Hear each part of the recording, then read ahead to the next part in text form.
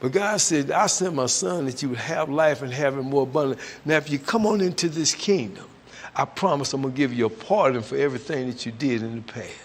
And I'm going to take out those old thoughts and old wrong thoughts, and I'm going to put the new thoughts in so that you can live this life abundantly. And he says, you can't imagine what I have for you.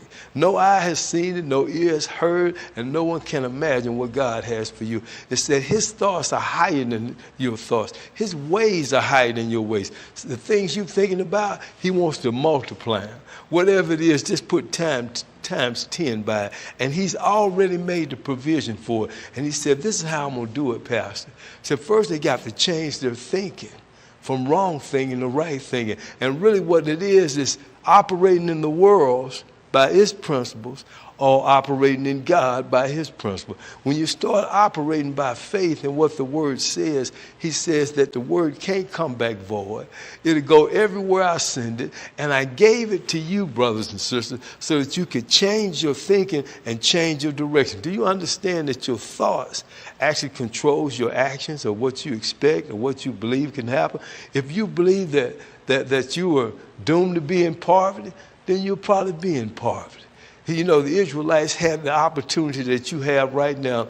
God told them, say, all the promises, the promised land is yours. Go on out there and get it. But he didn't let them go right in and get it. He knew that they would face obstacles and difficulty, but he was trying to get their thinking right, that they would think the way God thought, that they would hear what the word says and act on it even though they couldn't see it. But some of them looked at the obstacles and difficulty, and it just seemed to be impossible. I want you to know it is impossible with you by yourself.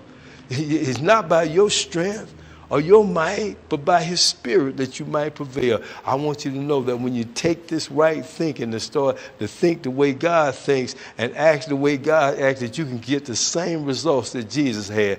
I want you to know something, that same power that raised Jesus from the dead lives in you, and it's channeled right back to your thinking. Now here's what you got to do. You got to get the word in your heart, and then it go into your mind and transform your thinking from a negative perspective to a positive perspective. That means you believe everything that the word said, even though there's no evidence of it. That's why Jesus said you got to believe without sin.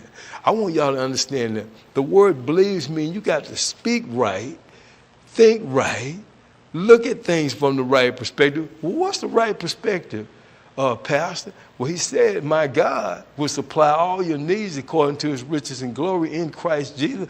That's every need. That's those of you sick, you can be healed. Those of you that are going through, he'll make a road in that wilderness place to take you places that you never dreamed you could go. Those broken relationships, if you just come to me, if you have right thinking, if two people together and they're thinking right, thinking what's right, Lord, that's they operating by the good news of Jesus Christ. He said, I'll manifest to you whatever you believe in your heart.